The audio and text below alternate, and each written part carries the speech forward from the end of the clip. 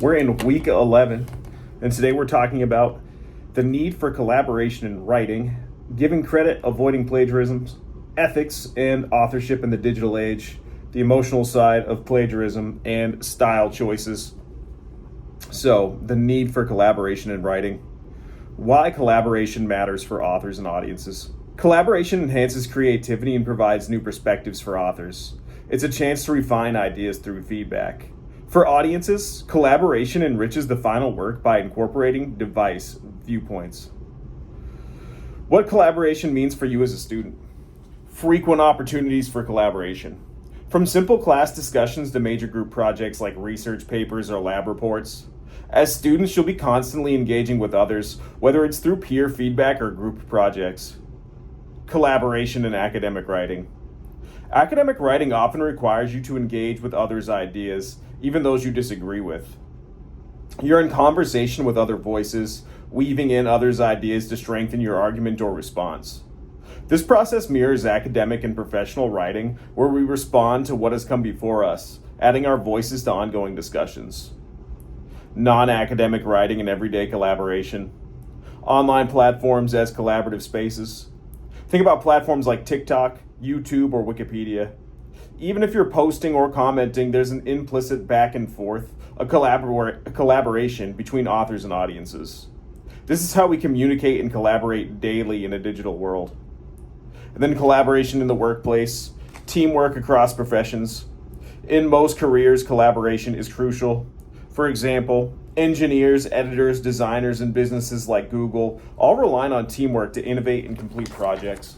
No matter your field, you'll be expected to communicate effectively and collaborate to reach shared goals. Tips for effective collaboration. 1. Recognize each team member's strengths. Start by letting everyone share what they can bring to the project. Recognize and appreciate these strengths. 2. Listen carefully and respectfully. Collaboration thrives on mutual respect. Everyone's ideas deserve consideration, even if you don't agree with them. 3. Establish ground rules early. Set clear guidelines for meetings, responsibilities, and expectations in your first meeting. Structure at the beginning can prevent misunderstandings later. 4. Develop trust in a group identity. Share something personal like your writing process or favorite study spots. Social bonding, like grabbing pizza together, can build trust and make working together smoother. 5. Organize meetings and notes.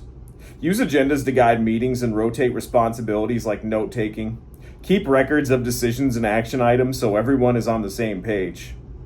Handle problems diplomatically.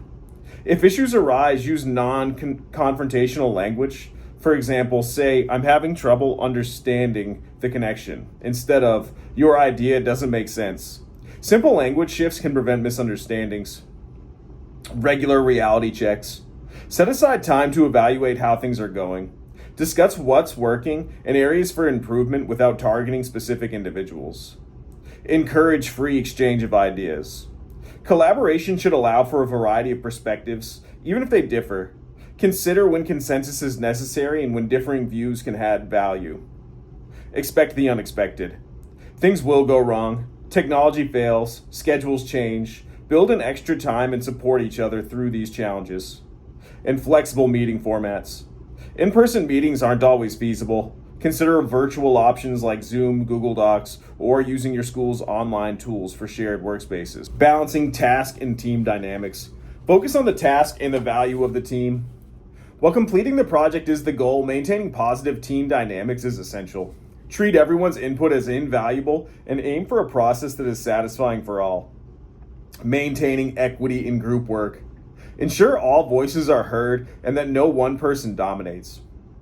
Remember, the most successful collaborations value each member equally and maintain a balance between work and group cohesion. Final thoughts on collaboration.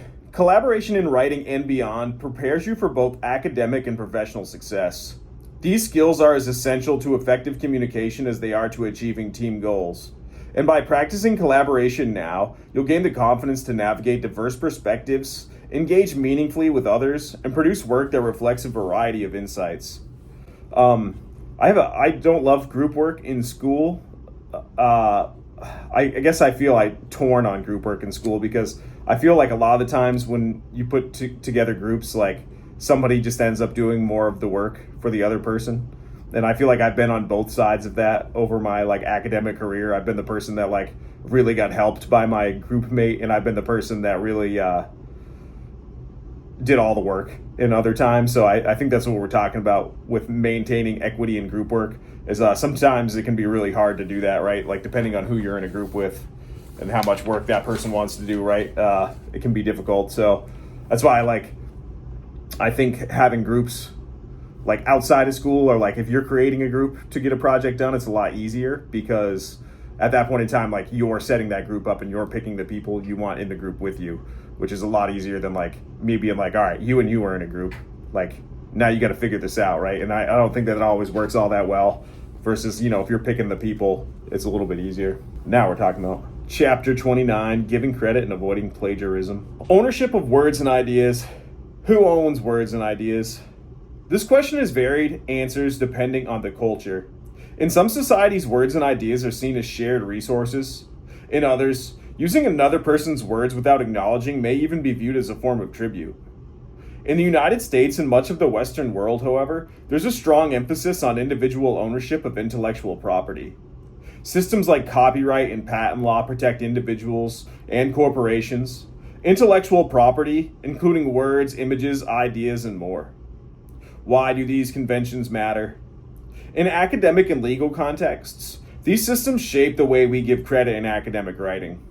Despite challenges from movements advocating for open source information, the rules of citation and documentation are foundational in academics and law. For you as a researcher and writer, knowing and following these conventions is essential. Not only does it not only does it help you avoid plagiarism, but it also strengthens your credibility. As a researcher, by showing that you've done your homework, respected the work of others, and engaged thoughtfully with your sources. Why we cite sources. 1. Avoiding plagiarism. Plagiarism is the use of someone else's words or ideas as if they were your own. It can have serious consequences in academic settings, from failing an assignment to even facing academic misconduct charges. Building credibility. When you cite sources, you show that you've consulted credible information, strengthening your own authority as a writer. And acknowledging others' work. Citing honors the time, effort, and expertise that went into the original work. And by helping your readers. By providing citations, you're giving readers a roadmap to follow. If they want to learn more, check your sources or find a different information. When to acknowledge sources. General rule: when in doubt, always cite any information, text, images, or sounds taken from specific outside sources. Information that requires acknowledgement. Direct quotations, paraphrases, and summaries. Always put direct quotes and quotation marks and provide a citation. If you're paraphrasing or summarizing, even though the words are yours, the ideas are not, so they must be cited. Controversial information. If there's a debate over the information you're using, cite it. This lets readers know whose perspective you're presenting. Unique information. If only a few sources provide the information and it's not common knowledge, cite it. Materials not created by you. Tables, charts, images, audio, and video, even if you've compiled them yourself from another source, should be cited. Social media. It's a good practice to contact the original poster for permission if you want to cite or use their content. This is an ethical way to handle online sources. Information that doesn't require acknowledgement. Common knowledge. Facts widely known, like the earth revolves around the sun, or quotes like, "That's one small step for man," do not need citation. Information familiar to your audience. For example, in a medical paper for pulmonologists, it may not be necessary to cite well-known researchers who established the link between smoking and lung cancer. Widely accessible public documents. Documents like the U.S. Constitution don't require a citation for the location where you accessed them, and your own original work. If you've created something entirely on your own, no citation is needed unless it's previously published. Fair use in the internet. Educational fair use. In most college contexts, you can use brief excerpts and images for educational purposes without explicit permission as long as you fully cite your sources. Publishing online. If you plan to publish or post your work online, fair use is more limited. You may need explicit permission from copyright holders for any content you include. Avoiding plagiarism, practical tips. Understand what constitutes plagiarism. This includes any unacknowledged use of another's work. Examples include using exact words without quotes, failing to document sources for paraphrased ideas, and even using too much of the original phrasing in a paraphrase. Patch writing. This is when you restate material in a way that closely follows the original structure or phrasing. While it can be part of the learning process, it's best to move away from patch writing and toward true integration of ideas. Take notes carefully. Always document where each piece of information or quote came from. Copying and pasting without keeping track can lead to accidental plagiarism. Verify information. Since the internet is full of both reliable and unreliable information, ensure that you can verify the origin and accuracy of anything you want to include. Plan your work. Academic pressure can lead to shortcuts. By planning ahead and giving yourself time, you're less likely to risk plagiarism by rushing. And ask for help when needed. If you're unsure about how to cite something, it's better to seek help from an instructor than to risk a mistake. Documentation basics. Understanding the basics. Documentation includes in-text citations and a works cited or reference page. This gives your readers 2 ways to trace back your sources. Consult your style guide. Be familiar with the documentation style your instructor prefers, whether it's MLA, APA, or Chicago. Each style has different guidelines, especially for in-text citations and the works cited page. The consequences of plagiarism. Academic consequences. Plagiarism can lead to severe consequences such as failing grades, academic review, or even expulsion in some cases. Long-term implications. Beyond college, ethical writing practices reflect your integrity and professionalism. Employers and graduate programs often check for these values. Conclusion and key takeaways.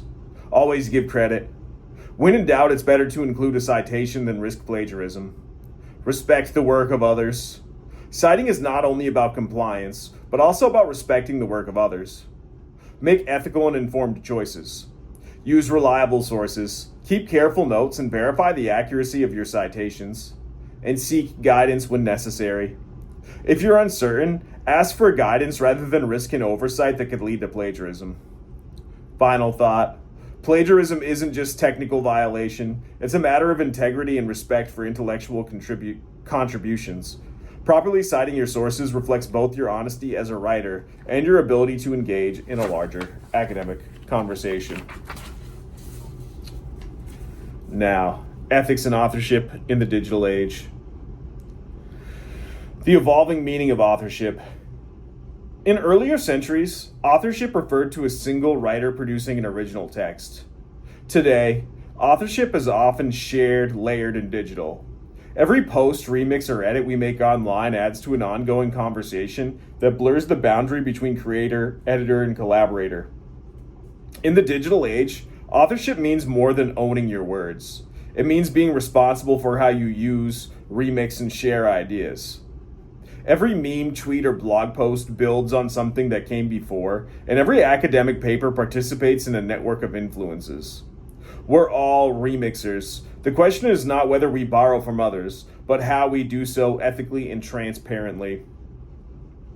AI writing tools, collaborators, or assistants. AI-based programs like ChatGPT, Grammarly, Quillbot, and Jasper have changed what it means to write. They can check grammar, suggest rephrasings, generate ideas, and even draft full paragraphs. The result is convenient, but it raises new questions about authorship and integrity. Understanding what these tools do. Grammarly and similar editors analyze text patterns to correct grammar and clarity. ChatGPT type programs generate text based on data from large language models. And paraphrasing tools like Quillbot rewrite text in new ways, but may distort meaning or remove nuance. These programs can help with mechanics and structure, but they cannot replace your critical thinking, voice, or argument. The ethics of using AI tools. Writers today face the challenge of determining where assistance ends and authorship begins. If AI drafts an idea, are you the author or just the editor? If AI revises half your sentences, whose voice is it in now? Ethical writing means taking ownership and accountability for all words submitted under your name, even those refined by technology. You are responsible for accuracy, originality, and tone. Tools can assist, but they cannot take responsibility. Academic and professional expectations. Colleges and workplaces increasingly require transparency about AI use. Many syllabi now ask students to note when AI contributed to brainstorming, proofreading, or drafting. This practice isn't about punishment, it's about honesty and traceability. The guiding principle. You may use technology to improve your writing, but not to replace your writing. Always be ready to explain what parts came from you and what came from a tool. Remix culture. When borrowing becomes creating. The internet thrives on remixing, taking existing media and reimagining it. TikTok creators build on trending sounds. Memes recycle the same image hundreds of times with new captions. Artists sample beats or dialogue clips to create new works. This remix culture celebrates creativity, but it also raises ethical and legal questions. At what point does remixing cross into plagiarism or theft? 1. Transformative use. When creators transform the original by changing its meaning, message, or context, it becomes something new. A TikTok that adds humor, commentary, or critique is transformative. A copy that repeats someone else's work without context or credit is plagiarized. Examples of ethical remixing. Musicians sample older songs but credit the original artists. Artists like Andy Warhol transformed commercial images into cultural commentary, turning logos into art. Academics remix ideas through citation and synthesis, weaving together others' arguments with their own analysis. Why this matters for writers. Every essay you write is a kind of remix. You take others' research, summarize it, analyze it, and integrate your perspective. Ethical remixing means acknowledging the sources of your inspiration and transform them into something distinctively yours. Crowdsourced knowledge, collective authorship, and practice. A good example of digital collaboration is Wikipedia, a mass encyclopedia written and edited by thousands of volunteers worldwide. Wikipedia challenges traditional ideas of authorship because articles are collectively written, not owned by one person. Each change is publicly recorded. You can see who added or removed content. The site's credibility depends on neutrality and citations from reliable sources. This model demonstrates that authorship in the digital world is about stewardship, not just ownership. Writers don't always own what they create. Sometimes they maintain and refine shared knowledge. What students can learn from Wikipedia. Transparency builds trust. Readers can verify every edit. Citations are essential. Every claim must be backed up. And writing is a team effort. Many editors polish a single piece of text to ensure clarity and neutrality. When you write for a public audience, whether online, in group projects, or in research, your words join a larger conversation where accuracy and collaboration matter as much as originality. And citation fatigue, balancing honesty and readability. In academic writing, the goal is to give credit without overwhelming the reader. Some students undercite, risking plagiarisms, while others oversight, cluttering the text and distracting from their ideas. When to cite. When quoting, paraphrasing, or summarizing another author's ideas. When using data, charts, or unique facts not considered common knowledge. Or when building on a concept that someone else has developed. When citation isn't necessary. Common knowledge or well-known facts. The Earth orbits the Sun. General observations widely agreed upon by experts. Background context shared by your target audience. The balance. Too many citations can make your writing feel mechanical, as if you lack confidence in your own ideas. Too few can make it seem like you're taking credit for another's work. Good writers weave citations smoothly, using signal phrases and transitions to integrate other voices without breaking flow. For example, Instead of Smith 2020 after every sentence, summarize several points and cite once at the end of the paragraph. Authorship and responsibility. The digital world has made writing more public and more interactive and more complex than ever before. Whether you're posting on social media, contributing to a group project, or submitting an academic essay, you're part of a shared ecosystem of authors. With this participation comes responsibility. Be transparent about your tools and collaborators. Acknowledge your sources and influences. Respect the work of others even when you transform or remix it. Take accountability for what your name or username is attached to. Good digital authorship is not just about protecting your own work, but about maintaining trust in shared information spaces. When readers know your words are honest and your ideas are genuine, your credibility grows. Core idea. In a remix culture, originality is not about isolation, it's about integrity. The emotional side of academic integrity.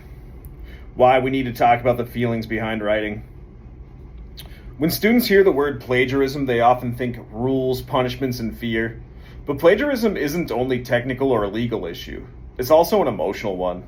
It often grows from feelings like pressure, stress, self-doubt, or confusion about expectations. Behind every case of plagiarism is a person trying to succeed, often under conditions that make clear thinking and careful writing difficult. Understanding these emotional pressures helps us become more self-aware writers and more compassionate learners. Academic integrity isn't just about avoiding dishonesty, it's about developing the confidence and habits that help you write with courage, curiosity, and self-respect. The pressure to perform.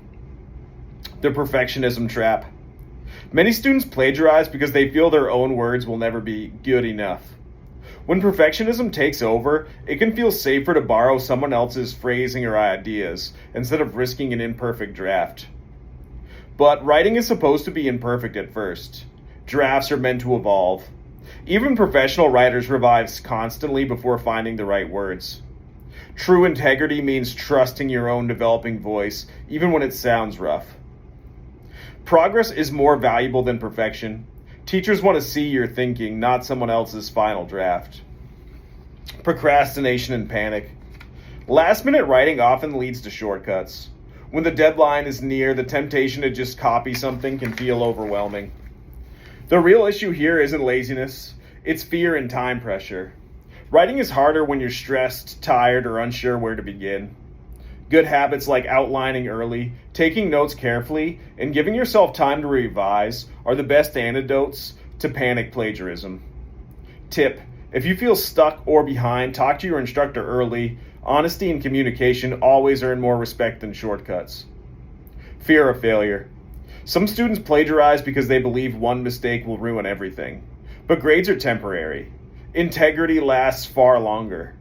Learning to write with honesty, even when it's hard, builds credibility that follows you throughout your academic and professional life. Thought to remember.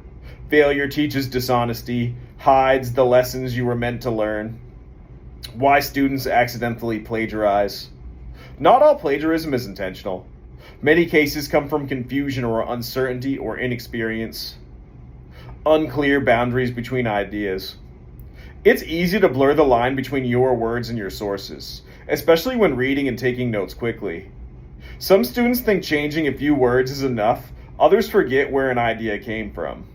That's why careful note-taking matters.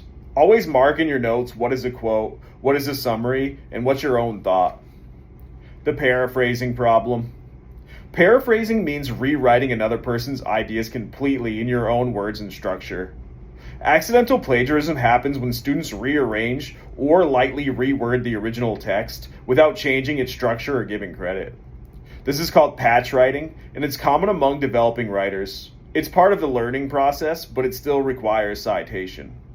A good rule of thumb here: if an idea or phrasing didn't come entirely from you, cite it. Then, when in doubt, cite it. Reframing citation from punishment to collaboration. Citation often feels like a burden, a set of rules designed to catch you making mistakes. In reality, citation is a form of collaboration. It shows that you're part of a conversation among thinkers, researchers, and writers who came before you. When you cite a source, you show respect for others' intellectual labor. You let readers trace your evidence and understand your influences. You invite others to join the same conversation. Think of a works cited page not as a list of chores, but as a thank you note to the people who helped you think more deeply. It's a sign you belong to a scholarly community where ideas are shared, not stolen. Citation isn't punishment, it's participation. Recovery from mistakes. No one wants to be accused of plagiarism, but it's important to know that recovery is possible. Mistakes in writing can become powerful learning moments if you'll handle them with honesty and growth in mindset. Responding with honesty. If an instructor raises a concern about plagiarism, avoid defensiveness. Listen carefully and ask questions about what went wrong. Be honest about what happened, whether it was confusion, pressure, or lack of experience. Most instructors value honesty and effort to correct mistakes. Learning from the experience. Ask how you can revise the work properly. Learn the difference between paraphrasing, summarizing, and quoting. Understand the citation style your class uses, MLA, APA, etc., and practice integrating sources naturally. The goal is not to erase mistakes, but to grow from them. Integrity is built through reflection and action, not perfection. Long-term perspective. One incident doesn't define your character.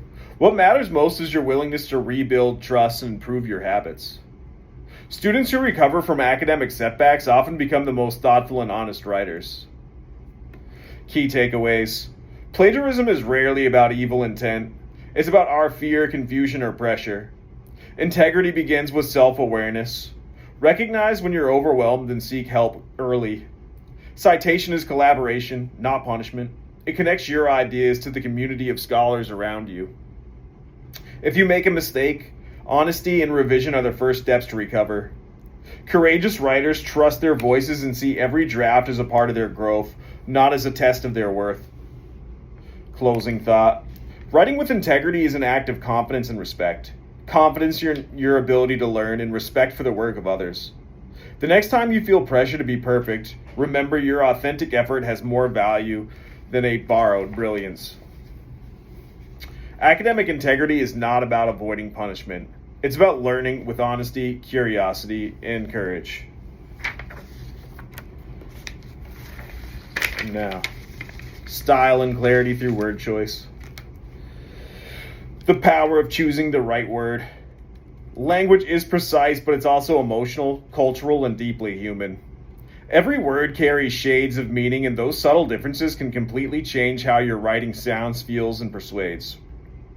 Think about it. Confident and cocky describe similar behaviors, but one flatters while the other criticizes. As a writer, learning to choose words with accuracy and awareness turns your sentences from average to powerful. The key idea. Clarity isn't about simplicity, it's about precision. The more precisely you use words, the more effectively you communicate complex ideas.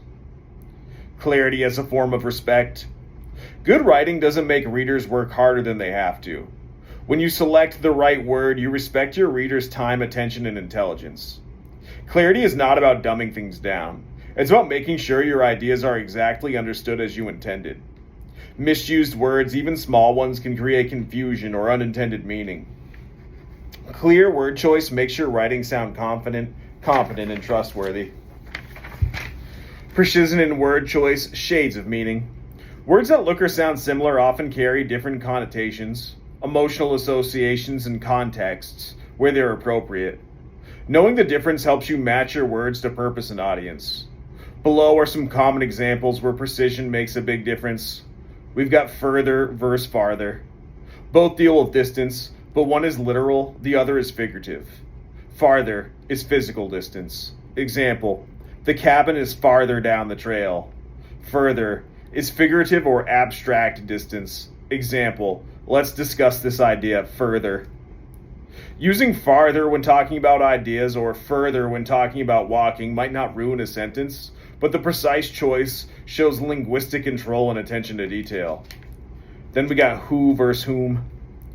This distinction reflects grammatical roles, subject versus object, but also tone. In casual writing, who often replaces whom, but in formal contexts, essays, professional emails, precision matters. Who does the action? Example, who wrote this essay? versus whom receives the action. To whom should I address this letter? Using whom correctly signals formal awareness and command of tone.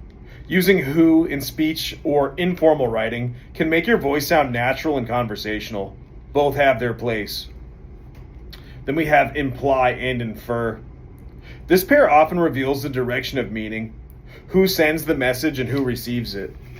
Imply to suggest something indirectly, the speaker's action. Example, her tone implied she was frustrated. Infer, to draw a conclusion from evidence, the listener's action. Example, I inferred from his tone that he was disappointed. The nuance.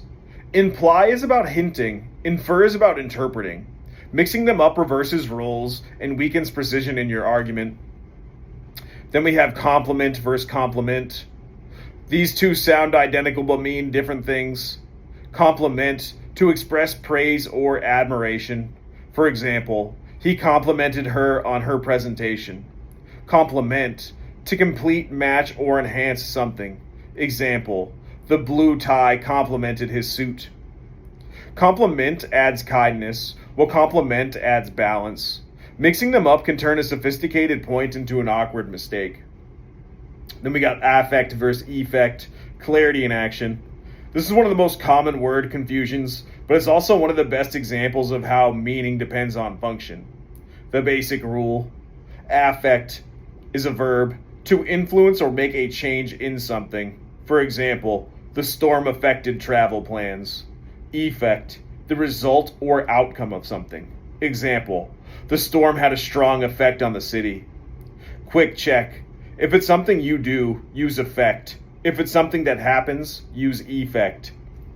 Nuances and exceptions. Language always bends with context, and affect, effect are no exception. Effect can also be a verb meaning to cause or bring about.